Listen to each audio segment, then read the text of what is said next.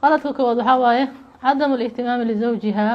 وتقصير xaqi ninkeeda inay keerlees garayso oo xaqiisa ka gaabiso xaqi lagu lahaa ilaa qofka isguusteen xuquuqa ka dhalanayso markii maalintii lagu nikaaxo xaqu kugu leeyahay adana xaqa ku leedahay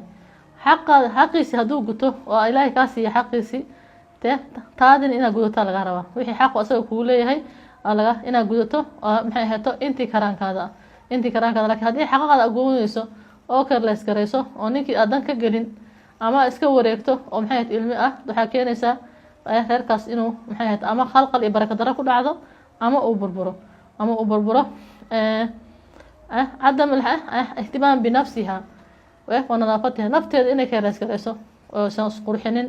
oo aysan nadaafadeeda ka shaqeynin oo meeshii guriga loogu imaanayo maxay ahayd isdhex daadsan yahay oosan maxay ahayd oosan nadiif ahayn oo ayadii iskeerlees jamaalkii iyo quruxda ay ka tagtay taasna waxay keenaysaa in gabadhaas hadhow gurigeeda uu khalqal soo galo ihmaalu lawlaad caruurta oo maxay ahayd oo keerlees garaysa iyadana aysan gabadhii ilmihii aysan dan ka gelin ama ay ka maqanto wareeg kaga maqan tahay ama asaga ay ku fiirsato taasna waxay keenaysaa maxay ahayd qaladaadka gabdhaha ay galaan waa guriga ka bacdi ilmaha waa maxay ahayd waa uu bixi ilaah idinka dhex baaray adina xaqi kugu leeyihiin aabahoodna xaqi kugu leeyihiin ina isla wada korsataana waa wax dan faa'iidan idin ah marka hooyo ilmaheeda keerlees garaysa noqoto oo caruurta shaqaalaha kaliya shib uga dhahdo ama aad ka maqnaato wareeg ka aad aroos walba aad taagan tahay ama wareeg maanta aan dhammaanay aad taagan tahay ama dhaqaalahoodii aad ku ciyaarto oo caruurtii dhaqaalahoodii aad maxay tahay meelaha munaasab ah ku bixiso ayadana soo socoto waxaa ka dhalanayso in lagu naco ama reerkii uu dumaa ka dhalanayso tadaqul aqribaa'iha wa asdiqaa'iha qaraabadeeda iyo saaxiibadeed guriga inay faraha lasoo galaan sidoo kale asaga laftigiis in gurigii faraha laga soo wada galo oo reerkii ama asaga xaggiisa laga soo galo ama ayada xaggeeda laga soo galo ayadana qaladaadka keeno waa dadka inay gurigooda burburaan ama guriga khalkhal u galo ayadana waxay keenaysaa qaladaadka gabdha ay galaan taxqiir ninkii inay xaqirto oo maxay ahayd wanaagu u sameeyay dhan ay xaqirto ayadana waa qaladaadka gabdhaha ay galaan waaye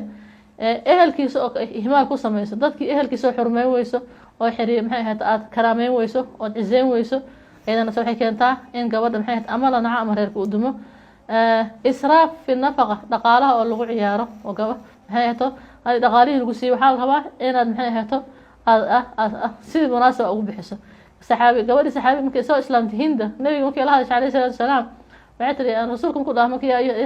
yubaayicnaka calaa alla yushrikna billahi shay-an walaa yasriqna walaa yaznina walaa yaqtulna awlaadahuna markii la hadla markaas waxay tiri abu sufyaan oo ninkeedii ahaa duka quraysh ahaa ina abu sufyaan rajulun shaxiixuna tiri marka ninka abu sufyaan waa nin bakiila haddaan jeebkiisa wax makala bixi karaa ay ku tiri nabiga alayhi salatu wasalaam meel fagaaray weliba ay ka dhahdo rasuulku u joogo markaas waxaa lagu yihi khudii maa yakfiiki wawaladiki bilmacruuf adiga ilmahaada wax kugu filan ka qaado wax ka badan ka qaadan dhaqaalaha lagu siiyey marka ilmaha sababtooda lagu siiyey caruurta inaad gelisaa la rabaa oo biilkoodii waxbarashadoodii caafimaadkoodii shareecada kuma ogolo qof kale inaad siiso asaga amar la-aantiisa weel aad bixin karta ma jirto inaad asaga weydiiso